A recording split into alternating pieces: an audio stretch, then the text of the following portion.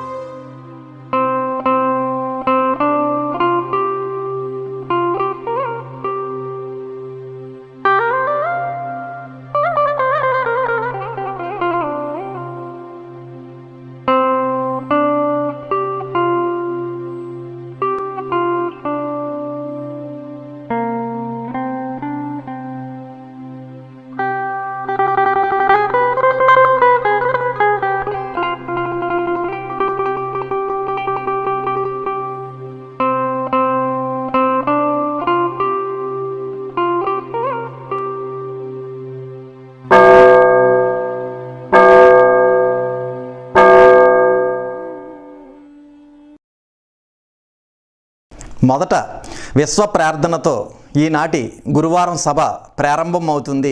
అంతా లేచి నిలబడి ప్రార్థనలో పాల్గొనండి.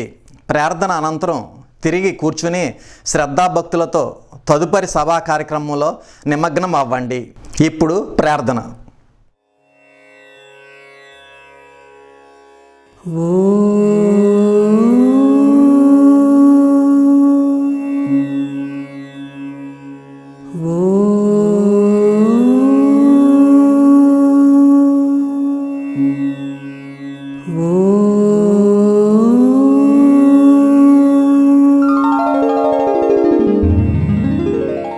गुरुर्ब्रह्मा गुरुर्विष्णुः गुरुर्देवो महेश्वरः गुरु साक्षात् परब्रह्मा तस्मै श्री गुरवे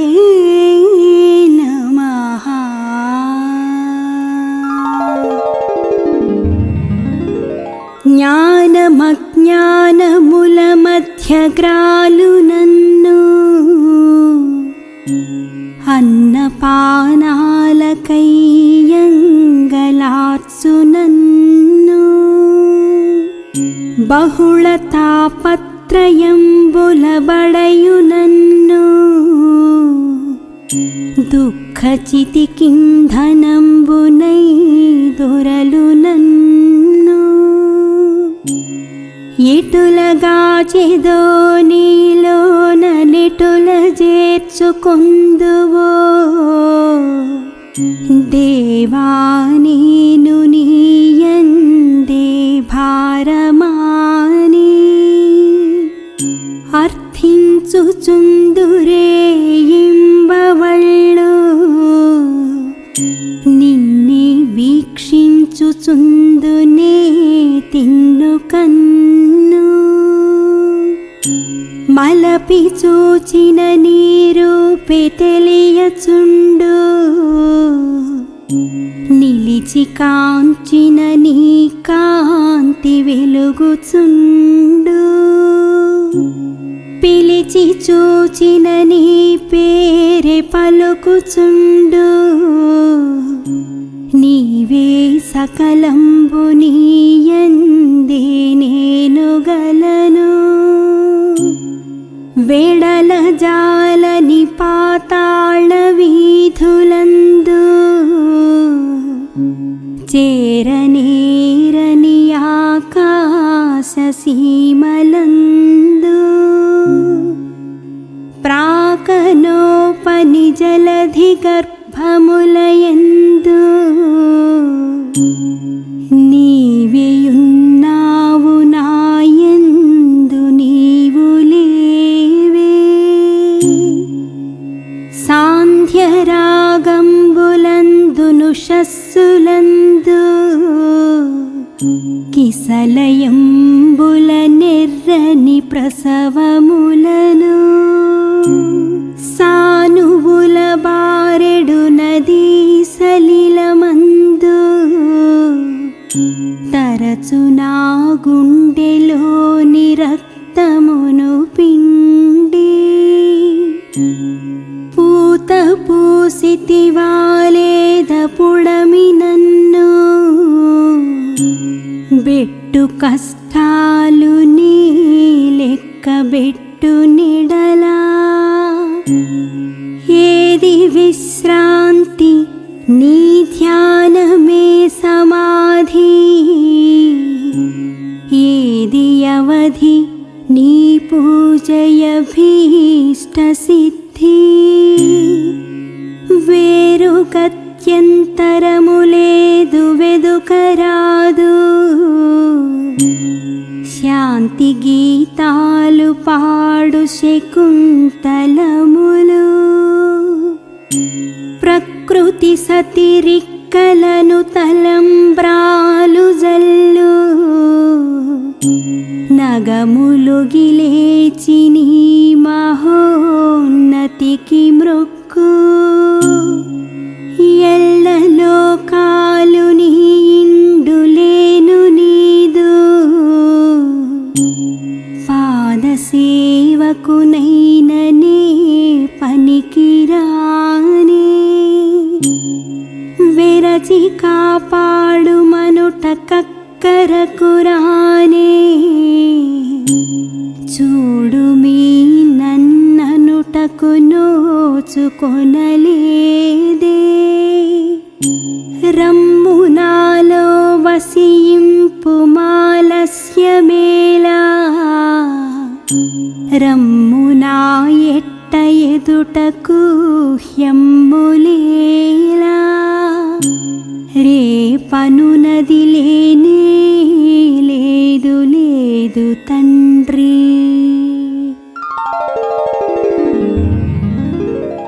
ఓం ఈశ్వర, నీవు అనంతుడవు, అనుపమానుడవు. ఆకాశము వలె నిండి గాలి వలె వ్యాపించి భూమి వలె చరాచర భూతకోటిని మోయుచున్నాడవు. సూర్యుని వలె జగజ్జాలములను వెలిగించుచున్నాడవు. నీకంటే ఘనులుగాని పూజ్యులుగాని పవిత్రులుగాని ఎవ్వరునూ లేరు. ఓ స్వామి, నీ మహిమ, నీ శక్తి, నీ వైశాల్యము, నీ లోతు, నీ సర్వజ్ఞత్వము తెలిసిన వారెవరునూ లేరు. నీవు సృష్టి స్థితి లయములకు మూలమై జ్ఞాన అజ్ఞానములు కలిమిలేములు ఘనాధికములు బంధమోక్షములకతీతమైన నీ నిజతేజము ఎల్ల మానవ జీవకోటికిని ఆధారభూతమై ప్రకాశించుచున్నది. ఓ స్వామి, నిన్ను నమ్మినవారు నశించరు. నిన్ను ధ్యానించువారికి దుఃఖములు లేవు. నిన్ను మనస్సులో నుంచి వారికి భయము లేదు. మేము పామరులము, దీనులము, నీవే దిక్కని నమ్మియున్న భక్తులము. మా భారము కర్ణధారుని వలె నీపై వేసికొని మమ్ము మాయలయందును పాపములయందును హింసలయందును పోనీయక నీ తత్ప్రతిపాదకంబైన మహావిశ్వమునందు సర్వదా నిలిపి నీ దయయను సర్వసేచనమున మమ్ము పునరుద్ధరించి మా కష్టములను దీర్చి మా అజ్ఞానమనే చీకటిని తొలగించి మా పొరపాట్లు మన్నించి మమ్ము అన్ని విధాలా కాపాడి సంరక్షింపుము తండ్రి.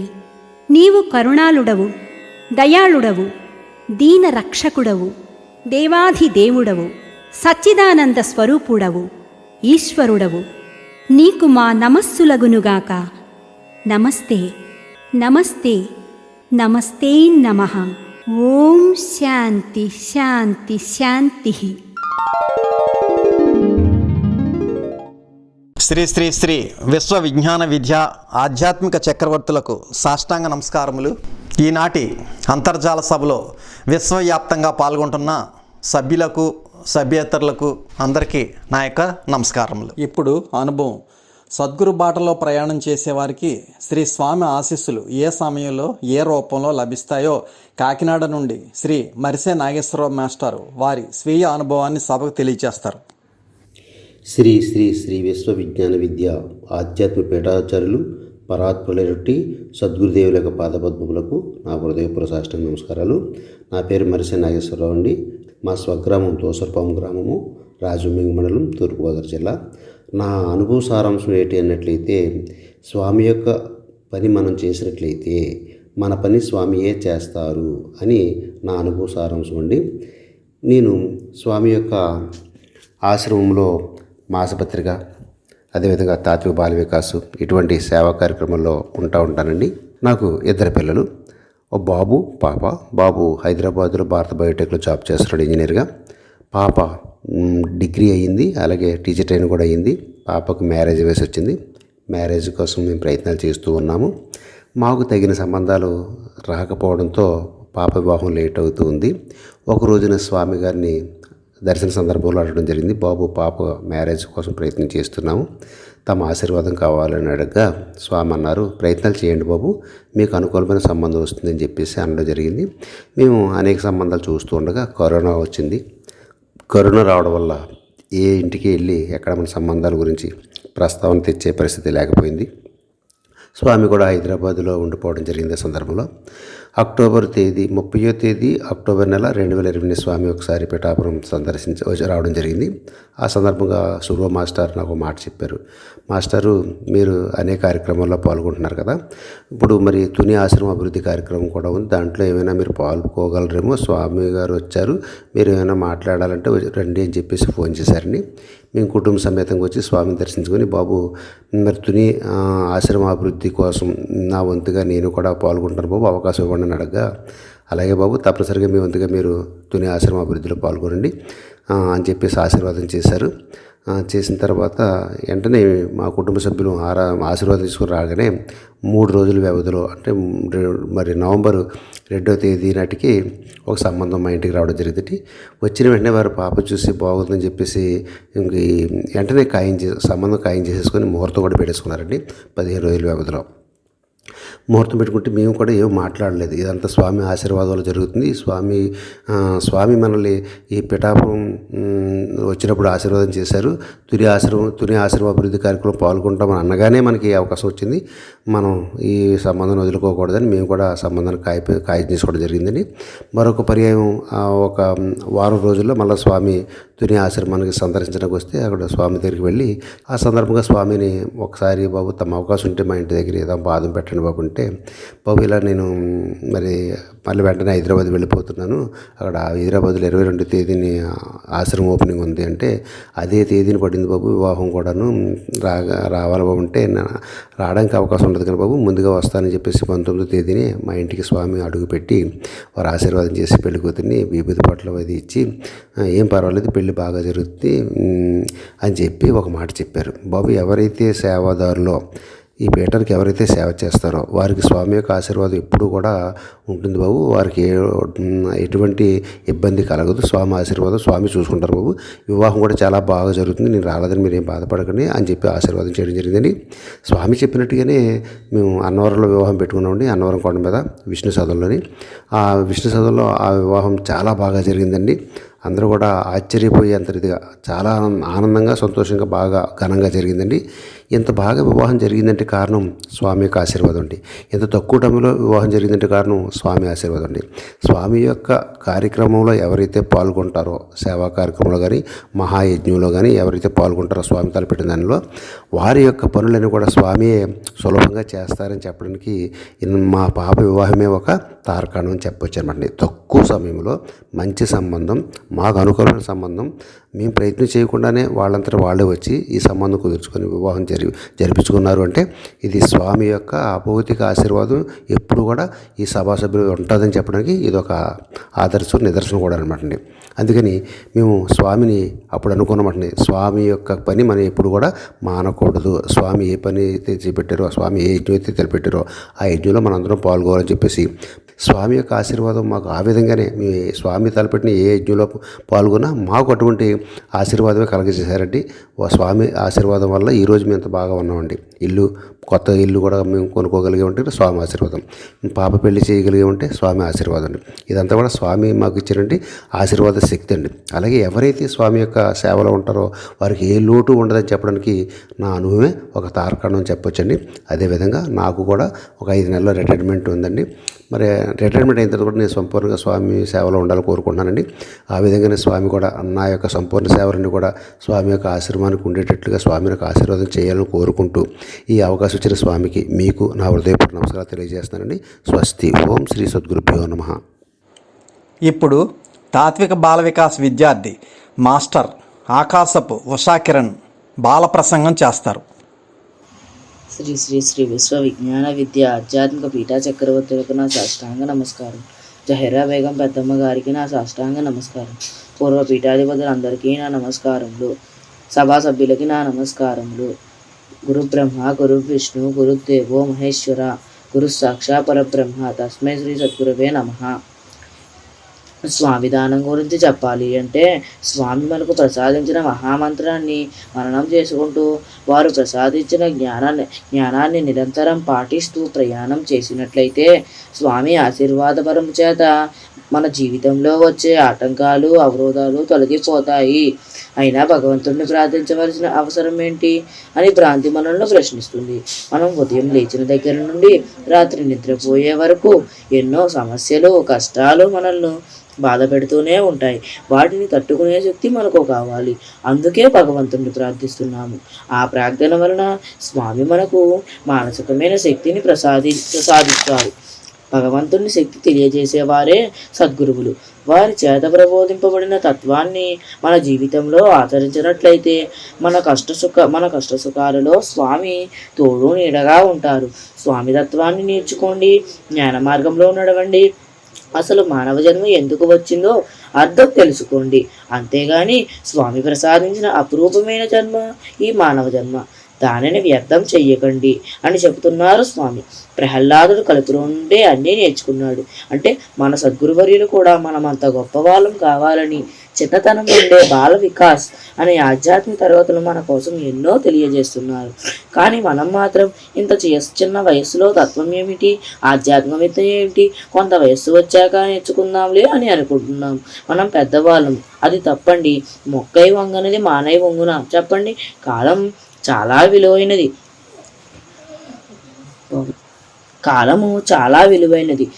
తరగడమే కానీ పెరగడం ఉండదు. అందుకే స్వామి మనకు ప్రసాదించిన అపురూపమైన జన్మ ఈ మానవ జన్మ. అది స్వామి మనకు ఎన్ని విధాలుగా చెప్పినా మనం స్వామి ప్రాంగణం విడిచి బయటకు వెళ్ళాక అన్నీ మర్చిపోతున్నాం. అది చాలా పొరపాటు. అందుకే స్వామి మహామంత్రాన్ని విడవకుండా త్రయీ సాధన చేస్తూ ముక్తి మార్గం వైపు ప్రయాణం చేద్దాము.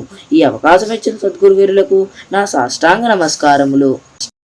ఇప్పుడు షష్ఠపీఠాధిపతి కవిశేఖర డాక్టర్ ఉమ్రాలిషా స్వామి రచించిన సూఫీ వేదాంత దర్శనం గ్రంథము నుండి సినీ నేపథ్య గాయకులు శ్రీకృష్ణ గారు శ్రావ్యంగా ఆలపించిన పద్యాలను ఆలకించి తాత్విక జ్ఞాన చైతన్యం పొందండి. ఎల్లరు జెప్పుచుండిరల ఈశ్వరుడీవని మీరు కూడా నా కళ్ళలు బొల్లులల్లి కథగా నెటు కల్పన చేసి చెప్పగా నొల్లునయంచు మీరలననోపుదురేమో తదీయ వాస్తవం వల్ల రహస్యముందెలిపి అద్భుత మార్గము విప్పిపెట్టితిన్. అనేక మంది నీవే ఈశ్వరుడవనే విషయాన్ని కల్పిత కథలుగా చెబుతున్నట్లు మీరు కూడా అటువంటి కల్పనలు కథలు చెబుతారా అని మీరు అడుగుతారేమో. నేను చెప్పేవి కల్పనలు కాదు, యథార్థాలు. అంతేకాదు, ఆ ఈశ్వర రహస్యాలు తెలిపే అద్భుత మార్గాలు విప్పిపెట్టాను.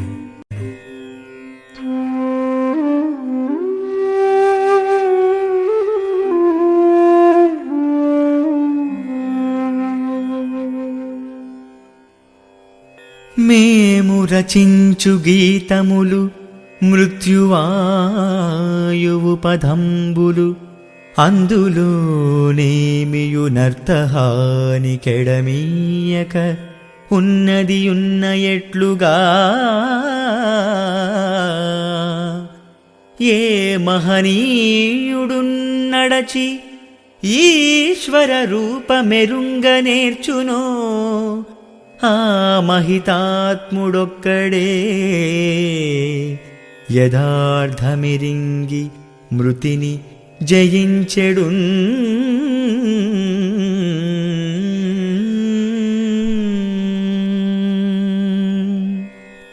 ఈ వేదాంత దర్శములో మేము వ్రాసే ఈ గీతాలు మృత్యువు ఆయువులను తెలియజేసే మార్గాలు కనుక అపార్థాలకు తావివ్వకుండా ఏ మహనీయుడు సరియైన అర్థాన్ని గ్రహిస్తాడో ఆ మహిమాస్పదమైన ఆత్మగలవాడొక్కడే యథార్థాన్ని గ్రహించి మృత్యుంజయుడవుతాడు.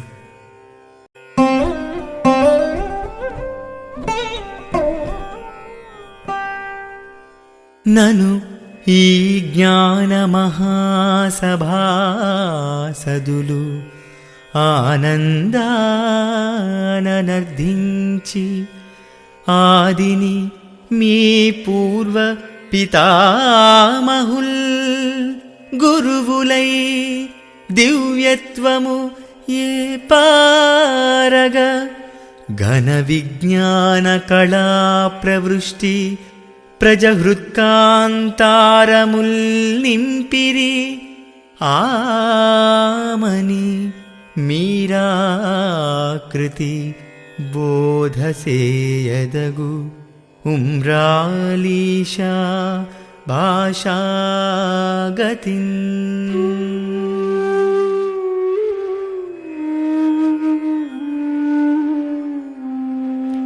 కొందరు జ్ఞాన సభా సభ్యులు ఒకనాడు ఆనందంతో నా వద్దకు చేరి, పూర్వం మీ తాత తండ్రులు తేజోరాజితమైన తమ దివ్యత్వముతో గురువులై ప్రజా హృదయ సరస్సులలో తమ ఘన విజ్ఞానాన్ని కుంభవృష్టిగా చేసి నింపారు.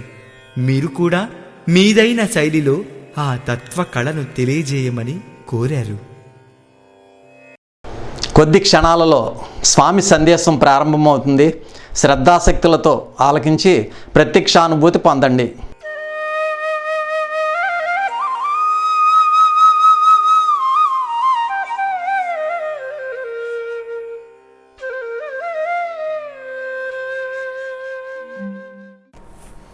యాభై మూడవ గురువారం కూడా ప్రత్యక్షముగా మనందరం కలుసుకోలేకపోయినా పరోక్షముగా అంతర్జాలము ద్వారా లేదా ఆన్లైన్ ద్వారా కలుసుకున్నటువంటి శ్రీ విశ్వ విజ్ఞాన విద్యా ఆధ్యాత్మిక పీఠ సభా సభ్యులకు సభ్యేతరులకు వివిధ రాష్ట్రాల్లో వివిధ దేశాల్లో ఉన్నటువంటి సభ్యులకు నా హృదయపూర్వక మనస్సువాంజలులు.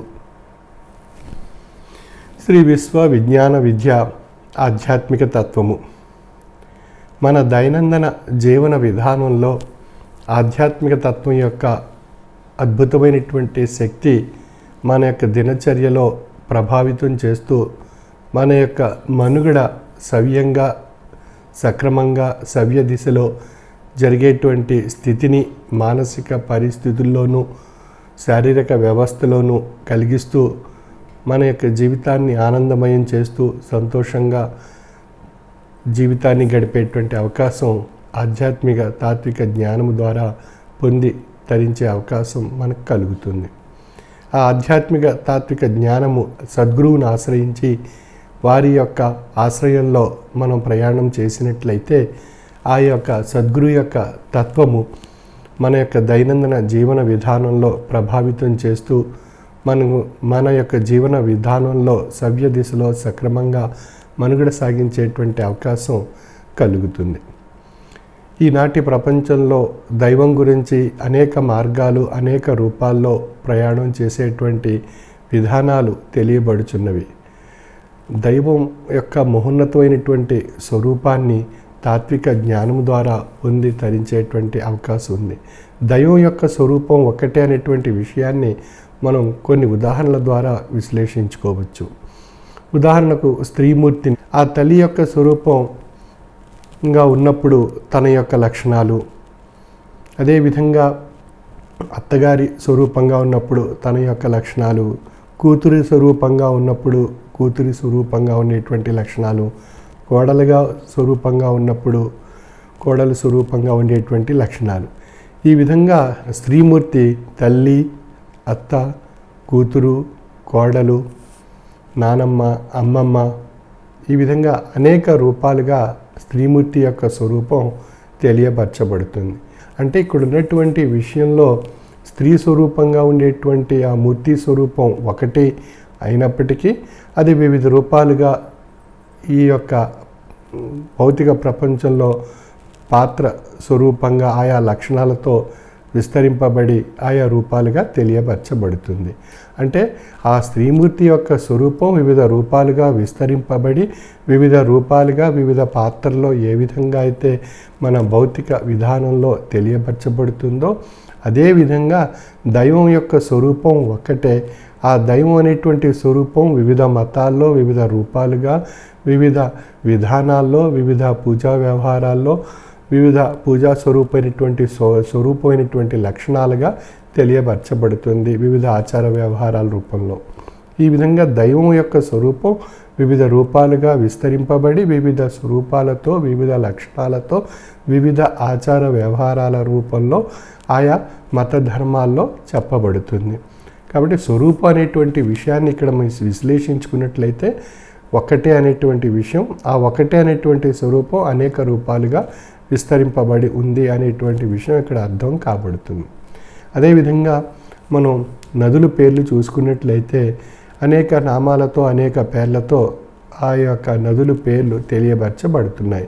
గోదావరి, గంగా, యమున, సరస్వతి, కావేరి, ఈ విధంగా ఇత్యాది రూపాలతో ఇత్యాది నామాలతో ఆయా నదుల పేర్లు మనం సంబోధించుకుంటున్నాం.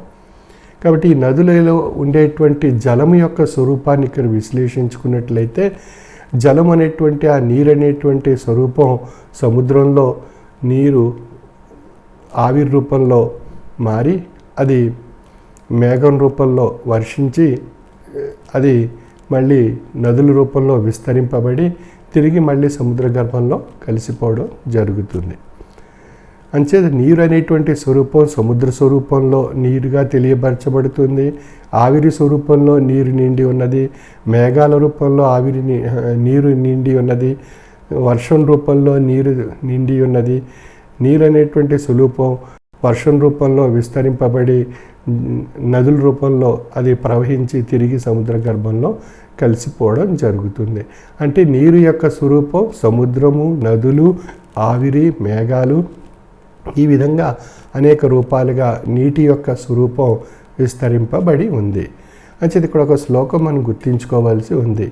ఆకాశాత్ పతితం తోయం యథాగచ్చతి సాగరం సర్వదేవ నమస్కార శ్రీ సద్గురుమూర్తి ప్రతిగచ్చతి.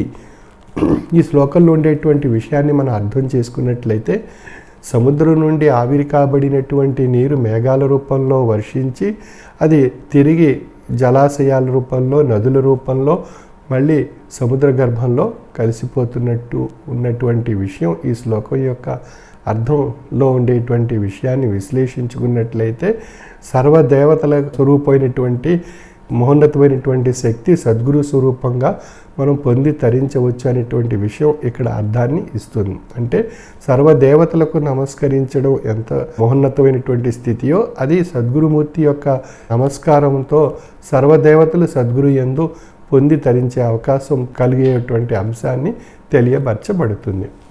కాబట్టి ఈ విధంగా నీరనేటువంటి స్వరూపం ఏ విధంగా అనేక రూపాలుగా విస్తరింపబడి ఉందో, స్త్రీమూర్తి యొక్క స్వరూపం అనేక రూపాలుగా విస్తరింపబడి ఉందో, ఆయా రూపాల యొక్క మూలంగా విశ్లేషించుకున్నట్లయితే మనకు ఏకత్వం అనేటువంటి విషయం తెలియపరచబడుతుంది. ఈనాటి సమాజంలో ఉండేటువంటి అనేక మతాలు భిన్నత్వ స్వరూపమైనటువంటి ఆచార వ్యవహారాలతో ఆయా మత ధర్మాల్లో చెప్పబడుతున్నాయి.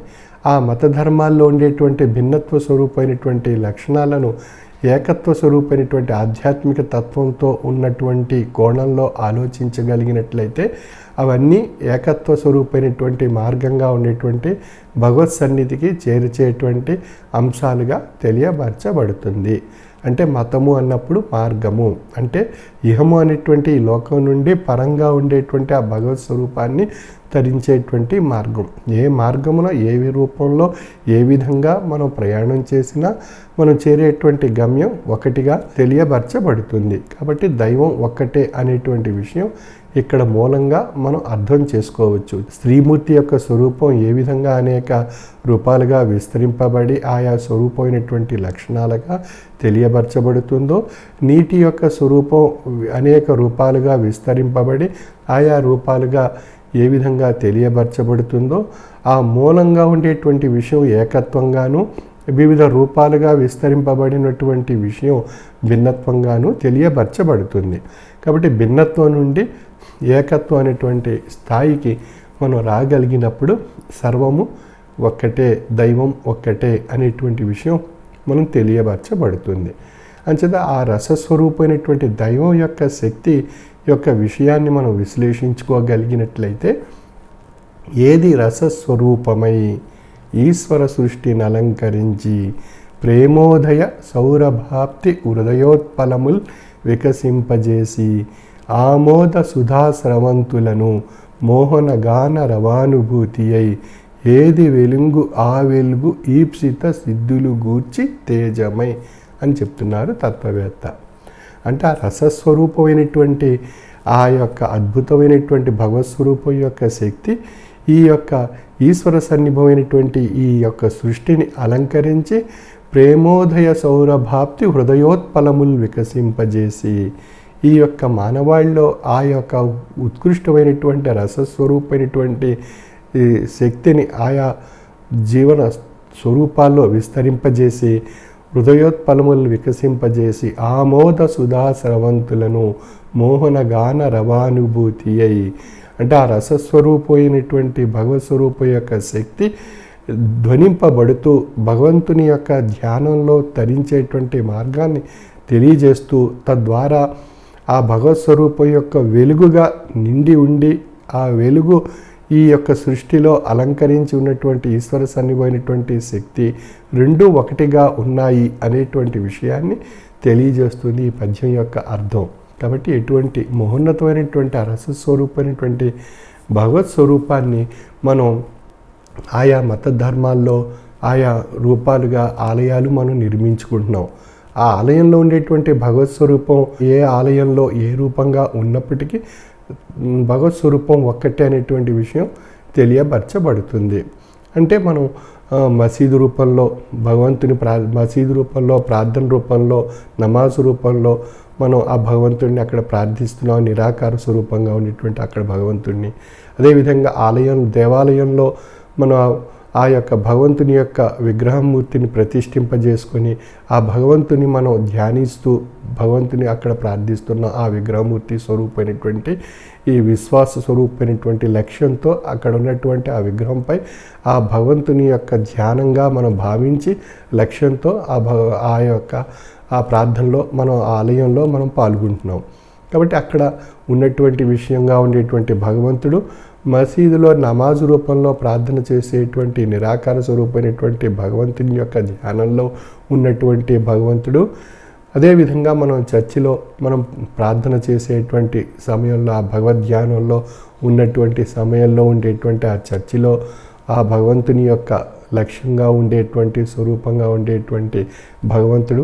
ఈ విధంగా ఏ మందిరం, మసీదు, ఆ చర్చి, ఆ వివిధ రూపాలుగా ఉండేటువంటి ఆలయాల్లో ఉండేటువంటి భగవంతుని యొక్క స్వరూపం ఒక్కటిగానే ఉన్నది అనేటువంటి విషయం మనలో ఏకత్వ భావనతో మనం ఆలోచించగలిగినట్లయితే భగవత్ స్వరూపం ఒక్కటే.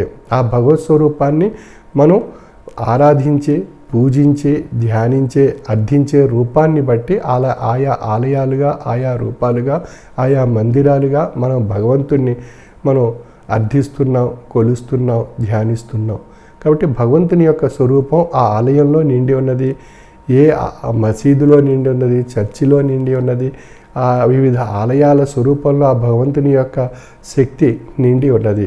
అంటే మన హృదయంలో భగవంతుని యందు లక్ష్యము, భక్తి, విశ్వాసము, ధ్యానము, జ్ఞానము చేత మనం ఆ భగవంతుని ఆయా ఆలయాల్లో మనం అర్థించగలిగినట్లయితే ఆ భగవంతుని యొక్క అద్భుతమైనటువంటి శక్తి మన యొక్క లక్ష్య సిద్ధి చేత, మన యొక్క విశ్వాసం చేత, మన యొక్క భక్తి చేత, మన యొక్క ప్రార్థనలో జ్ఞానము చేత అర్థించేటువంటి స్వభావ స్వరూపమైనటువంటి లక్షణం చేత మన ఆ భగవంతుని యొక్క శక్తి ఆ రూపంలో మనకు ప్రసాదింపబడుతుంది. మనం ఏ రూపంలో భగవంతుని యొక్క శక్తిని మనం కోరుకుంటున్నామో మనం ఉన్నటువంటి ప్రదేశంలో ఆ భగవంతుని యొక్క శక్తి ఆ రూపంలో మనకు ప్రసాదింపబడుతుంది. కాబట్టి మనం ఆ ఆలయంలో, ఆ మసీదులో, ఆ చర్చిలో ఉన్నప్పుడు ఆ భగవంతుని ఆ రూపంలో మనం అర్థిస్తున్నాం. ఆ రూపంలో భగవంతుని యొక్క శక్తి ఆయా లక్షణాల యొక్క మనోభావాన్ని బట్టి మనకు ఆ భగవంతుని యొక్క శక్తి మనకు ప్రసాదింపబడుతుంది. కాబట్టి ఇక్కడ ఉన్నటువంటి విషయం, భగవంతుడు అనేక రూపాలుగా, అనేక ఆలయాల్లో, అనేక స్వరూపాలుగా మనం విభజించుకుంటున్నాం. భగవంతుణ్ణి విభజించుకుని భగవంతుణ్ణి మనం అర్థిస్తున్నాం. ఆ విభజనలో ఉండేటువంటి భగవంతుణ్ణి ఏకత్వ స్వరూపంతో చూడగలిగినట్లయితే మసీదులో నమాజు రూపంలో ఉన్నటువంటి భగవంతుడు, చర్చిలో ఆ భగవంతుని యొక్క ధ్యానించేటువంటి రూపంలో ఉండేటువంటి భగవంతుడు, దేవాలయంలో ఆ విగ్రహమూర్తి స్వరూపంలో అర్థించేటువంటి, పూజించేటువంటి భగవంతుడు, అన్ని స్వరూపాల్లో ఉండేటువంటి భగవంతుడు ఒక్కటే అనేటువంటి విషయం మన యొక్క ఏకత్వ భావనతో మనం తెలియబడేటువంటి అవకాశం ఉంది. ఎందువల్ల దైవాన్ని మానవుడు విభజన చేసుకుని ఆ విభజన రూపంలో అర్థిస్తున్నాడు. ఆనాటి కాలంలో, ఆనాటి యుగాల్లో అవతారులు, ప్రవక్తలు, తాత్వికులు, యోగులు వారు ప్రసాదించినటువంటి విషయం భిన్నత్వ స్థితి నుండి ఏకత్వ స్థితికి రాగలిగినప్పుడే దైవత్వం యొక్క అద్భుతమైనటువంటి శక్తి గ్రహించి తరించగలుగుతారు అనేటువంటి విషయాన్ని భగవద్గీత, ఖురాను, బైబిలు, జైన, బౌద్ధ ధర్మాల్లో, సిక్కు ధర్మాల్లో చెప్పబడినటువంటి విషయాన్ని విశ్లేషించుకున్నట్లయితే ఏకత్వము అనేటువంటి స్థితిని తెలియజేస్తున్నాయి. కాబట్టి ఆ భగవత్ స్వరూపం ఏకత్వ స్వరూపంగా ఉంది. ఉదాహరణకు ఇంద్రధనస్సు, ఆ తెల్లని కాంతి కిరణం ఆ చిన్న నీటి బిందువును ఆధారంగా తీసుకొని అది 7 రంగులుగా ఏ విధంగా విడిపోయి ఇంద్రధనస్సుగా మనకు కనిపిస్తుందో పరావర్తనం వల్ల, ఆ విధంగానే మనకు ఆ తెల్లని తేజోస్వరూపమైనటువంటి భగవంతుడు యొక్క స్వరూపం యొక్క శక్తి నీటి బిందువు అనేటువంటి ఆయా ప్రవక్తలు, అవతారులు, తాత్వికులు, యోగులు, జ్ఞానులు, ప్రభువులు యొక్క స్వరూపంగా ఉండేటువంటి ఆ నీటి బిందువు యొక్క స్వరూపం యొక్క లక్షణం 7 వర్ణాలుగా, 7 మతాలుగా విడిపోయి అది మనకు ఒక చక్కని ఇంద్రధనస్సుగా మనకు కనిపిస్తూ, ఆనందింపజేస్తూ, ఆహ్లాదపరుస్తూ మనకు చక్కని అనుభూతిని కలిగించడం జరుగుతుంది. కాబట్టి 7 రంగులుగా ఉండేటువంటి ఆ 7 రంగులను మనం కలిపినట్లయితే మనకు ఆ తెల్లని కాంతి కిరణం పొందవచ్చు ఈ యొక్క నీటి బిందువుని ఆధారంగా చేసుకొని. కాబట్టి యోగి, అవతారి, తాత్వికుడు, ప్రభువు, సద్గురువు ఈ విధంగా నీటి బిందువు స్వరూపంగా ఉన్నటువంటి ఆయా స్వరూపాలను ఆధారంగా చేసుకుని మనం ఆ తెల్లని కిరణాన్ని పొంది తరించేటువంటి అవకాశం ఏర్పడుతుంది. కాబట్టి సద్గురు యొక్క విధానంలో మన యొక్క తాత్విక జ్ఞానతత్వంతో ఆశ్రయం పొంది మనం ప్రయాణం సాగించగలిగినట్లయితే ఆ యొక్క తెల్లని కాంతి కిరణాన్ని పొంది తరించే అవకాశం మనకు కలుగుతుంది. ఆ విధంగా భిన్నత్వ స్వరూపమైనటువంటి ఆ రంగులు ఏకత్వ స్వరూపమైనటువంటి తెల్లని కాంతి ఏ విధంగా అయితే పొంది తరించగలుగుతున్నామో ఆయా రూపాలుగా ఉన్నటువంటి ఆయా మతాలన్నీ కూడా ఏకత్వ స్వరూపమైనటువంటి స్థితిని పొంది తరించేటువంటి అవకాశం మనం పొందే విధానం సద్గురువు యొక్క బాటలో ప్రయాణం చేసినప్పుడు ఆయా విషయాలన్నీ తెలియబడేటువంటి అవకాశం మనకు కలుగుతుంది. అంచేత గురు గోవిందులు ఇద్దరు మనకు ఎదురైనప్పుడు ఎవరిని కోరుకుంటావు అని చెప్పి విశ్లేషించుకోగలిగినప్పుడు గురువును మొట్టమొదట కోరుకుంటానని చెప్పి ఆ సాధకుడు చెప్పడం జరుగుతుంది. ఎందువల్ల గురువు ఆ యొక్క గోవిందుడు ఏ విధంగా ఉంటాడు అంటే ఆ భగవంతుడు ఏ విధంగా ఉంటాడు అనేటువంటి విషయం తెలియజేసేవారే సద్గురువర్యులు. కాబట్టి ఆ సద్గురువుని ఆశ్రయించడం ద్వారా ఆ భగవంతుని యొక్క మార్గము, భగవంతుని యొక్క బాట, భగవంతుని యొక్క శక్తి తెలియబడేటువంటి అవకాశం తెలియబడుతుంది తనకు, ఆ యొక్క సాధకునకు. ఆ విధంగా ఇక్కడ ఉన్నటువంటి ఈ విషయాలను మనం విశ్లేషించుకున్నట్లయితే ఏకత్వ భావన మనలో ఏర్పరచుకోవాలి. ఆ ఏకత్వ భావన మనలో ఉన్నప్పుడు సామాజికంగా మన యొక్క దైనందిన జీవన విధానంలో సామాజిక విలువలతో మనంతా కూడా సమైక్యత సమభావంతో మనుగడ సాగించేటువంటి అవకాశం కలుగుతుంది.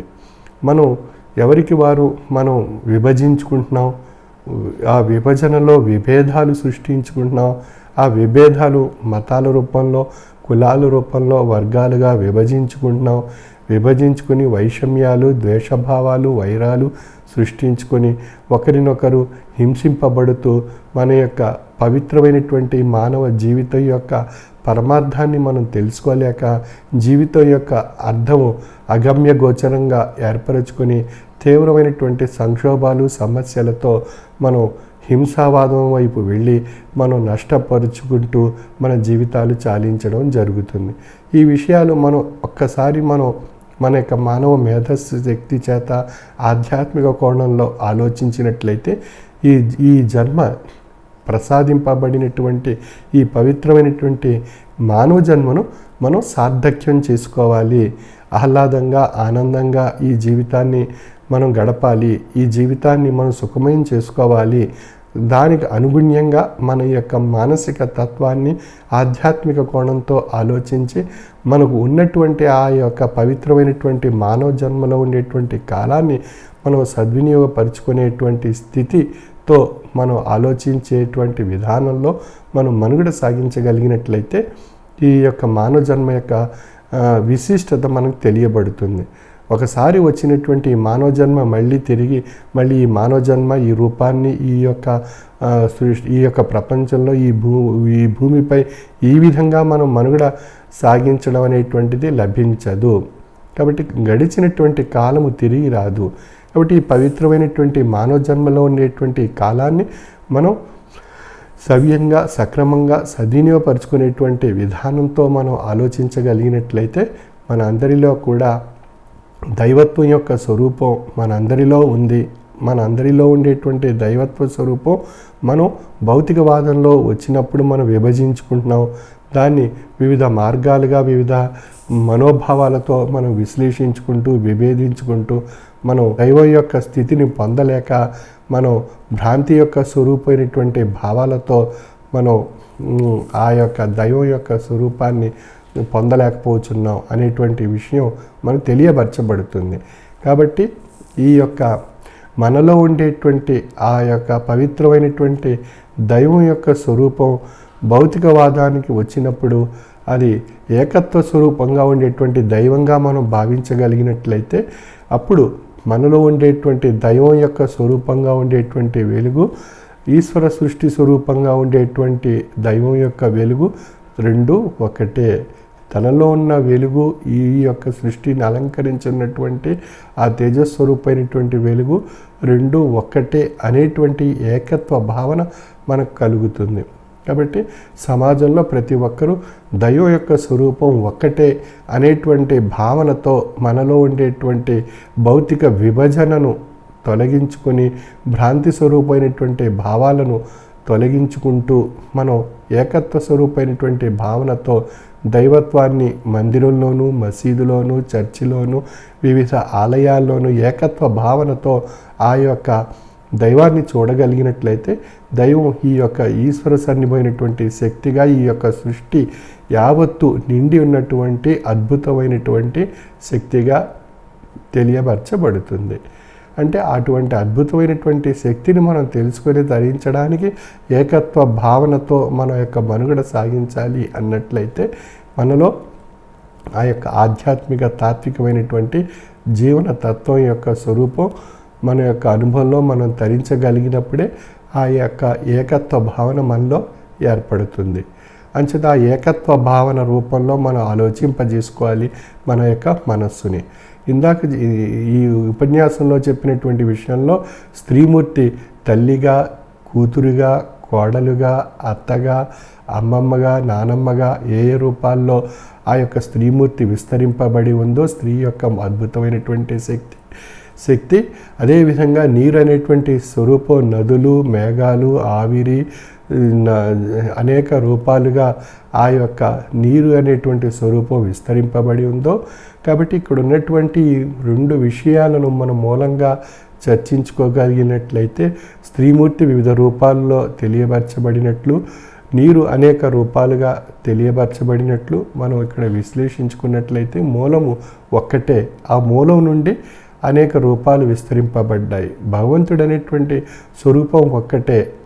ఆ స్వరూపం నుండి అనేక దైవ స్వరూపాలు విస్తరింపబడి ఈనాటి ప్రపంచంలో అనేక మతాలుగా, అనేక ధర్మాలుగా తెలియపరచబడుతున్నాయి. అనేక మతాలు, అనేక ధర్మాల్లో ఉండేటువంటి విషయాన్ని మూలంగా స్థిరీకరించుకుని మనం చూసినట్లయితే దైవం యొక్క స్వరూపం ఒక్కటే అనేటువంటి విషయం తెలియపరచబడుతుంది. అంచేత మనం ఆ యొక్క విషయాన్ని మనం గమనించగలిగినట్లయితే మనలో భ్రాంతి యొక్క స్వరూపం దైవాన్ని అనేక రూపాలుగా మనం విభజింపబడి విస్తరింపబడి మనం ఆ దైవం యొక్క స్వరూపంలో మన యొక్క భిన్నత్వ స్థితి నుండి ఏకత్వం అనేటువంటి స్థితికి రాలేకపోవటానికి కారణము భ్రాంతి స్వరూపమైనటువంటి భావాలు మనల్ని పరీక్షిస్తుంటాయి, మనని విభజింపజేస్తుంటాయి, మనలో విభేదాలు కలిగిస్తుంటాయి. ఆ విభేద స్వరూపమైనటువంటి భావాల చేత మనం సంక్షోభాలకు గురి కాబడుతూ మనం దైవాన్ని పొందలేక మరుగైపోతూ భ్రాంతి యొక్క స్వరూపంలో పడిపోయి మనం ఆ భ్రాంతి యొక్క భావాల చేత మన యొక్క మానవ జన్మను మనం నష్టపరుచుకునేటువంటి పరిస్థితులు మనగానే మనం కల్పించుకున్నటువంటి అంశాలుగా మనం చివరికి తీవ్రమైనటువంటి నష్టంతో ఈ జీవన విధానాలు త్యజించడం అనేటువంటి విషయాలు మన యొక్క దైనందిన జీవన విధానంలో, సామాజిక వ్యవస్థలో మనం చూస్తూ ఉన్నాం.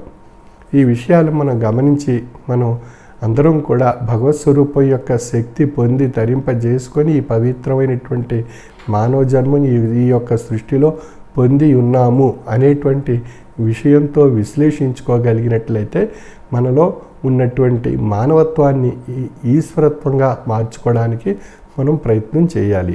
అందుచేత ఇక్కడ మానవత్వమే మతము, మానవత్వమే ఈశ్వరత్వము అని చెప్తుంది ఈ పీఠం యొక్క తత్వము. అందుచేత మానవత్వపు విలువ మనలో ఉన్నప్పుడు ఈశ్వరత్వం మనలోనే ఉంది.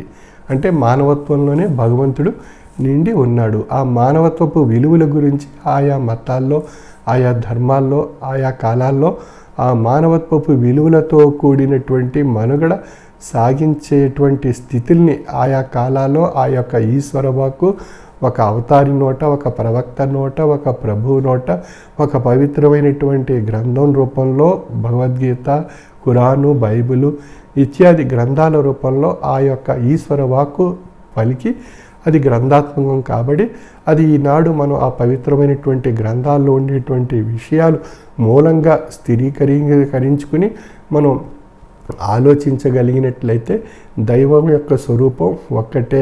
అది మానవత్వ రూపంగా మానవ జన్మలో మనుగడ రూపంలో తెలియపరచబడుతుంది.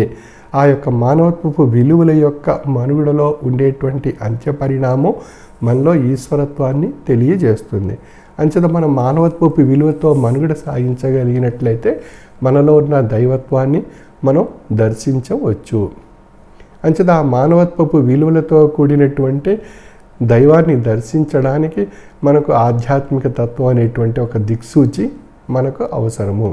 ఆ ఆధ్యాత్మిక తత్వం అనేటువంటి దిక్సూచిని ఆధారంగా చేసుకొని మనం మానవత్వపు విలువల యొక్క విధానంలో, మన యొక్క గమ్యంలో, జీవన తత్వంలో మనం ప్రయాణం చేస్తూ మన యొక్క ఆ బాటలో ఈ ఆధ్యాత్మిక దిక్సూచిని ఆధారంగా చేసుకుని మనం ఆ యొక్క మానవత్వపు విలువల యొక్క అంత్యపరిణామం ఈశ్వరత్వంగా ఉంది అనేటువంటి విషయాన్ని, యథార్థాన్ని మనం గ్రహించగలుగుతున్నాం. కాబట్టి ఒక అవతారి నోట, ఒక ప్రవక్త నోట, ఒక ప్రభువు నోట పలికింపబడినటువంటి ఆ ఈశ్వర వాక్కు మానవత్వమే ఈశ్వరత్వంగా ఉంది అనేటువంటి విషయాన్ని తెలియజేస్తున్నాయి. కాబట్టి ఆ యొక్క మానవత్వపు విలువల యొక్క స్వభావ స్వరూపమైనటువంటి లక్షణాలను మనం ఆయా మత ధర్మాల్లో మనకు ప్రబోధింపబడ్డాయి. ఆ ప్రబోధింపబడిన ఆయా మత ధర్మాల్లో ఉండేటువంటి మానవత్వపు విలువలతో కూడినటువంటి జీవన సంస్కారాన్ని మనం ఆచరించగలిగినట్లయితే మనలో దైవం మనందరికీ తెలియబడుతుంది. తనలో ఉన్న తన దైవం, ఈ సృష్టి యావత్తు మానవాళిలో, జీవరాశిలో నిండి ఉన్నటువంటి దైవం ఒక్కటే అనేటువంటి విషయం తెలియపరచబడుతుంది. తన దైవం, ఈశ్వర స్వరూపమైనటువంటి ఈ సృష్టిని అలంకరించినటువంటి దైవం యొక్క స్వరూపం రెండు ఒక్కటే అనేటువంటి విషయం యొక్క అవగాహన మనకు కలుగుతుంది. అంటే మానవత్వపు విలువల యొక్క స్వరూపాన్ని మనలో తెలియజేసి తరింపచేస్తూ మనలో ఆ యొక్క ఆ యొక్క ప్రయాణాన్ని సాగించేటువంటి విధానంగా ఆ యొక్క మానవత్వపు విలువలతో కూడినటువంటి జీవన సంస్కారం, ఆధ్యాత్మిక తత్వం అనేటువంటి దిక్సూచి ద్వారా ఆ సద్గురువుని ఆశ్రయించడం ద్వారా ఆ స్థితి మనం పొంది మనం ఆ గమ్యంలో, ఆ బాటలో మనం ప్రయాణం చేసినప్పుడు మనలోని ఆ భగవతత్వం తెలియబడుతుంది. ఈ యొక్క చిన్న ఉదాహరణ మనం తీసుకున్నట్లయితే శంకరాచార్య వారు ఒకనాడు స్నానానికి వెళ్తూ ఉండగా ఒక హరిజనుడు ఎదురైనప్పుడు ఆయన వారి యొక్క గమ్యాన్ని మార్చుకోబోతుండగా ఆ హరిజనుడు ఆ యొక్క శంకరాచార్యుల వారిని ప్రశ్నించడం జరిగింది. స్వామి, మీరు నన్ను చూచి మీ యొక్క గమ్యాన్ని మార్చుకుంటున్నారా అని ప్రశ్నించినప్పుడు ఆయన జ్ఞాని, యోగి అయి ఉన్నటువంటి ఆ శంకరాచార్యులు వారు ఆ యొక్క హరిజనులో ఉండేటువంటి ఆ ఈశ్వరుని దర్శింపజేసుకున్నారు. ఆ ఈశ్వరుని దర్శించడం బట్టి ఇక్కడ ఉన్నటువంటి విషయం మనం తెలుసుకోవాల్సిన విషయం ఏది అన్నప్పుడు, జ్ఞాని అయినటువంటి ఆ శంకరాచార్యలో ఉండేటువంటి దైవం యొక్క శక్తి, ఆ యొక్క హరిజనులో ఉండేటువంటి దైవం యొక్క శక్తి రెండూ ఒక్కటే అనేటువంటి విషయం ఇక్కడ మనకు తెలియబడేటువంటి యథార్థ స్వరూపమైనటువంటి అంశము. కాబట్టి ఆ ఈశ్వర సన్నిభమైనటువంటి శక్తిని ఒక జ్ఞాని రూపంలో ఉండేటువంటి దైవంగాను, ఒక హరిజన్ రూపంలో ఈశ్వర సన్నిభమైనటువంటి శక్తిగా తెలియబడేటువంటి విషయాన్ని విశ్లేషించుకున్నప్పుడు అక్కడ రెండు వేరువేరు అంశాలుగా రూపాలు తెలియబడుతున్నాయి. జ్ఞాని అయినటువంటి శంకరాచార్య గారు హరిజన్ రూపంలో ఉండేటువంటి స్వరూపంగా ఉండేటువంటి వ్యక్తిత్వం.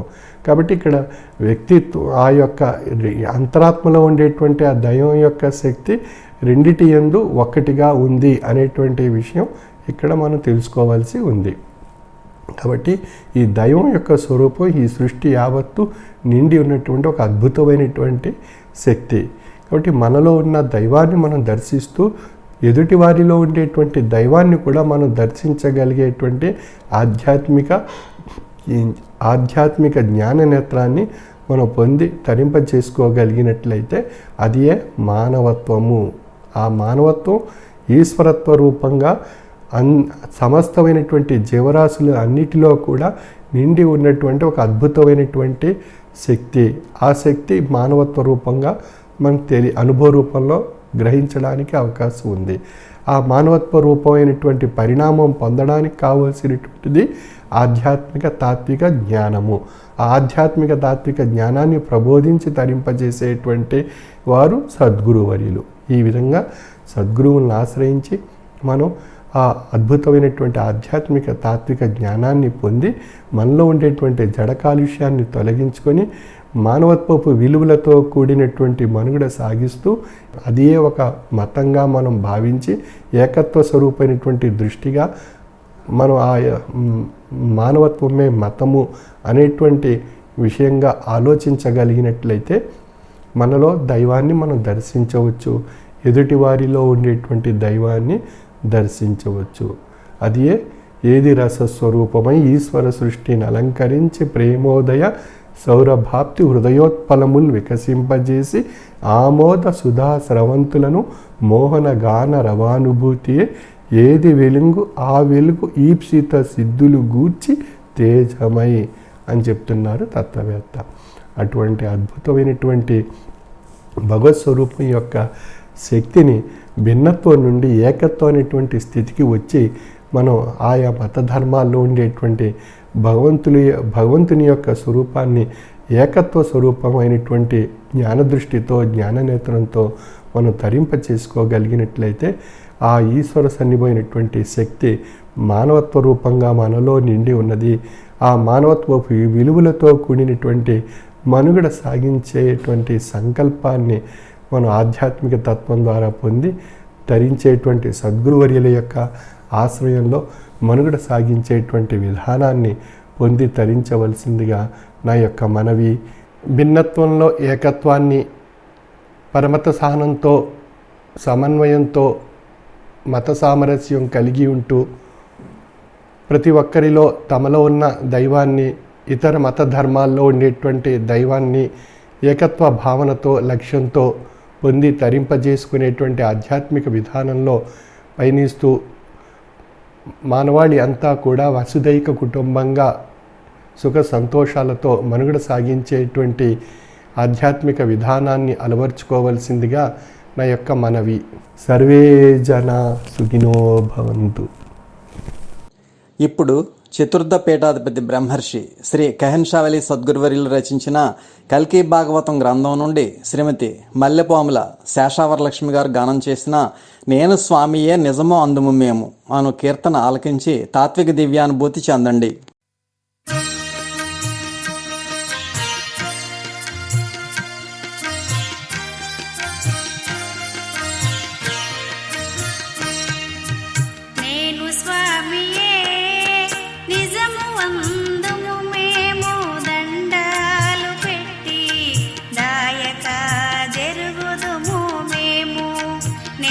స్వామియే నిజము వందుము మేము దండ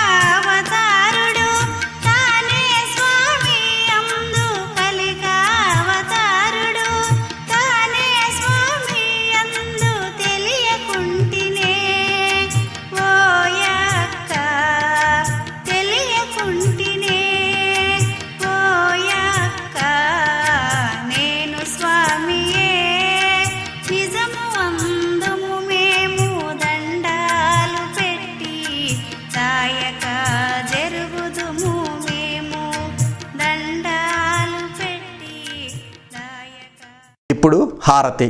అందరూ లేచి నిలబడి హారతి వెలిగించి హారతి పళ్ళెం పట్టుకొని స్వామి యందు పూర్తి లక్ష్యంతో హారతి కార్యక్రమంలో పాల్గొనండి. హారతి జయ జయ హారతి శ్రీ గురుదేవా హారతి జయ జయ హారతి గైకొనుము స్వామి హారతి జయ జయ హారతి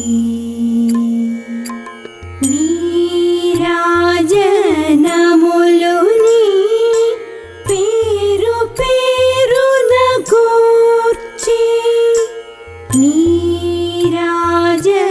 నీరాజనములుని పేరు పేరున కూర్చి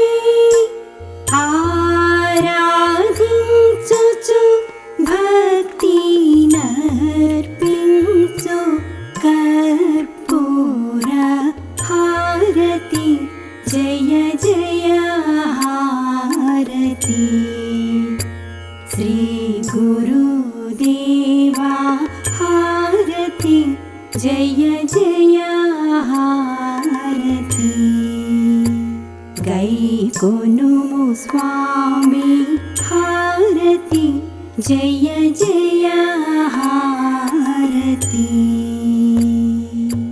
పరమ భక్తులు జ్ఞాన భరిత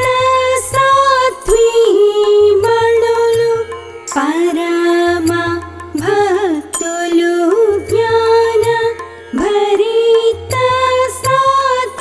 సాత్వీమణులు కరములు మోక్షి ఈ విరి పళ్ళేరములని హారతి జయ జయ హారతి శ్రీ గురుదేవా హారతి జయ జయ హారతి గైకొనుము స్వామి హారతి జయ జయ హారతి పరతత్వ తేజమున వరములు మాకిచ్చే పరతత్వ తేజమున వరములు మాకిచ్చే అరయుము మరారీషా సద్గురు నరసీనటులనిదిగో హరయు హుస్సేన్ షా సద్గురు నరసీనటులనిదిగో హరయు మొహియుద్దీన్ బాదుషా సద్గురు నరసీనటులనిదిగో హారతి జయ జయ హారతి శ్రీ గురుదేవా హారతి జయ జయ హారతి గైకొనుము స్వామి హారతి జయ జయ హారతి హారతి జయ జయ హారతి. మీరు మీ కుటుంబ సభ్యులు అందరూ హారతి స్వీకరించండి. అనంతరం స్వామి దర్శనం చేసుకోండి. తదుపరి భక్తి విశ్వాసంతో తీర్థప్రసాదంలో స్వీకరించండి. స్వామి దివ్య ఆశీస్సులతో ఎంతో వైభవంగా నిర్వహింపబడిన ఈనాటి అంతర్జాల సభ ఇంతటితో ముగిసినది. ఈనాటి అంతర్జాల సభలో దేశ విదేశాల నుండి పాల్గొన్న సభ్యులకు భక్తులకు ధన్యవాదములు. శుభం.